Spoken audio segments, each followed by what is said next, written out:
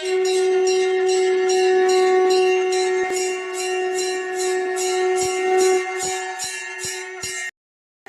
ஸ்ரீ குருப்பியோ நமஹ. ஓம் கம் கணபதையே நமஹ. நம்ம ஸ்ரீநிகேதன் வலைதளம் வாயிலாக முருகப்பெருமானுடைய சஹஸ்ரநாமத்திலிருந்து தினம் ஒரு நாமாவளியை சிந்திச்சுருக்கோம். இன்றைய தினம் 866வது நாமாவளியாக ஓம் ஷட் சாஸ்திர ஸ்மிருதி பாரகாய நமஹ.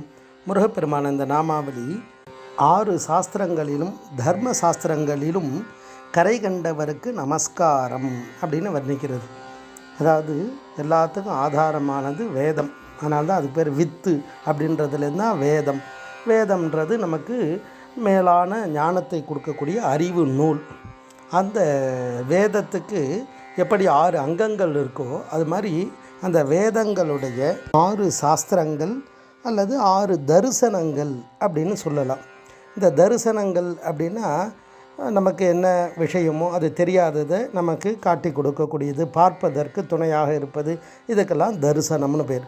அது மாதிரி 6 தரிசனம், இந்த வேதம் சார்ந்த இந்த 6 நூல்களுக்கும் 6 தரிசனம்னு பேர்.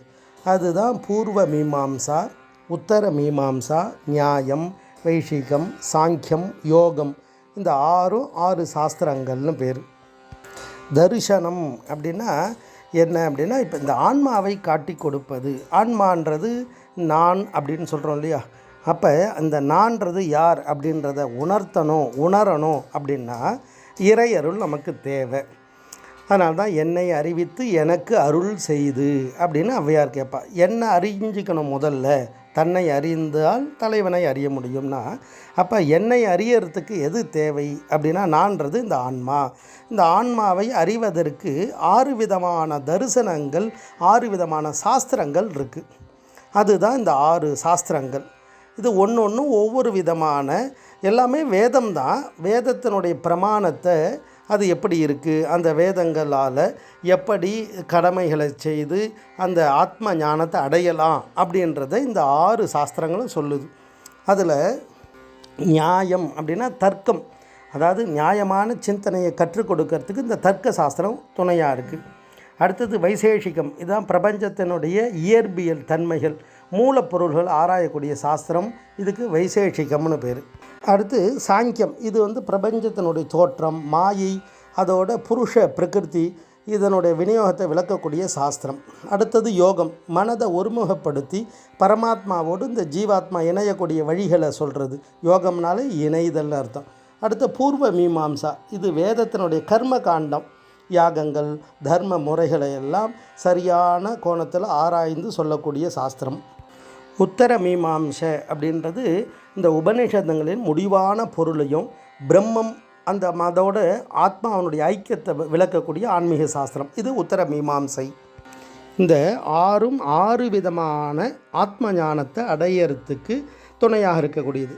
இதில் இந்த நியாய சாஸ்திரத்தை கௌதம முனிவர் அவர் தான் உணர்ந்து இதுக்கான விஷயங்களை எல்லாம் சொல்லியிருக்கார். அது மாதிரி அடுத்தது இந்த வைசேஷிகத்துக்கு கணாத முனிவர், அவர் தான் இதுக்கெல்லாம் சொல்லியிருக்கார். அடுத்தது சாங்கியத்துக்கு கபில முனிவர், யோகத்துக்கு பதஞ்சலி முனிவர், பூர்வ மீமாம்சைக்கு ஜெய்மினி முனிவர், உத்தர மீமாம்சைக்கு வேதவியாசர். இந்த 6 பேரும் அந்த விஷயங்களை எல்லாம் வெளிப்படுத்தினான். ஆனால் அதுக்கு முன்னாடி எல்லாமே இருக்குது. எல்லா சாஸ்திரங்களும் இறைவன் அருளால் தான் வெளிப்படக்கூடியது, இறைத்தன்மை உடையது. அப்போ இது ஒவ்வொரு காலத்தில் ஒவ்வொரு காரியத்திற்காக ஒத்தத்துவ மூலமாக அது பிரபல்யமாகும், அதாவது அது வெளிப்படும். அப்போ அது எல்லாமே எப்பொழுதும் உள்ளதாக இருக்கக்கூடியது. அப்போ அந்த சாஸ்திரங்களிலெல்லாம் கரை கண்டவர் குமார பரமேஸ்வரன். அதை தான் அந்த நாமாவளி தத்துவார்த்தமாக வர்ணிக்கிறது. ஆத்ம ஞானத்தை அடையக்கூடிய ஆதார நூல்களில் அவர் எப்படி இருக்கார் அப்படின்னா கரை கண்டவராக இருக்கார். அதை தான் இந்த நாமாவளி தத்துவார்த்தமாக வர்ணிக்கிறது. ஓம் ஷட் சாஸ்திர ஸ்மிருதி பாரகாய நமஹ. ஸ்ரீ குருப்பியோ நமஹ. ஓம் சுப்ரமணியாய நமஹ.